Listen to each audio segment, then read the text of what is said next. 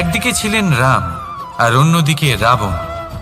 দুজনেরই নাম শুরু হয় র দিয়ে, কিন্তু একজন পেলেন এক ভয়ানক পরিণতি আর অন্যজন সমগ্র সংসারের মনে চিরস্মরণীয় হলেন।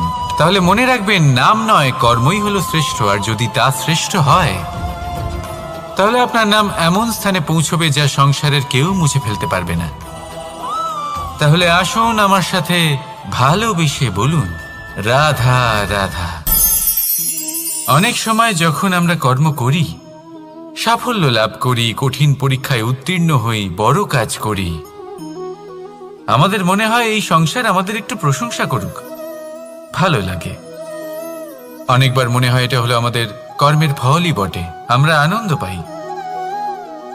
কিন্তু যখন আমরা এই প্রশংসা পাই না, তখন কি হয়? আমরা দুঃখী হয়ে যাই, ভেঙে পড়ি। মনে হয় যেন আমার জন্য কেউ চিন্তাই করে না, এমন মনে হয় যেন আমাদের আনন্দে অন্য কেউ আনন্দই পায় না। অনেক রকম ভাবনা আসে। কিন্তু আমি আপনাকে একটা প্রশ্ন করতে চাই, আপনি যে কাজই করেন না কেন, যে কর্মই করেন না কেন, তা কি শুধুমাত্র প্রশংসার জন্য করেন? যদি এরকম হয়ে থাকে তাহলে সেই ভাবনা এক্ষুনি ত্যাগ করুন, কারণ এই প্রকৃতি আমাদের অন্য শিক্ষা দেয়।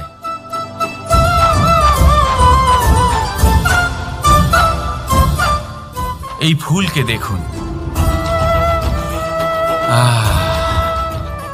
এই যে ফুলের সুবাস, যা আমার মনকে উচ্ছ্বসিত করে তোলে, মনে শক্তির সঞ্চার করে, এই সুগন্ধ। কিন্তু ভেবে দেখুন, ফুলের কিন্তু এই কাজ করার জন্য কোনো প্রশংসারই প্রয়োজন হয় না। এটাই হলো প্রকৃতির শিক্ষা। যিনি সৎ হন, সৎকর্ম করেন, তার কোনো প্রশংসার প্রয়োজন হয় না, কারণ ওনার কর্মই হলো ওনার সুবাস। মনে রাখবেন, আতর নকল ফুলে দেওয়া হয়, প্রকৃত ফুলের তার কোনো প্রয়োজন হয় না। সেইভাবেই আপনিও কর্ম করতে থাকুন শুভ চিন্তা নিয়ে। এই মনকে সব সময় শান্ত রাখুন, স্বচ্ছ রাখুন।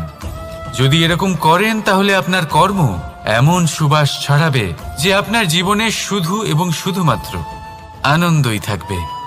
তাহলে এই আনন্দ সহকারে বলুন, রাধা রাধা।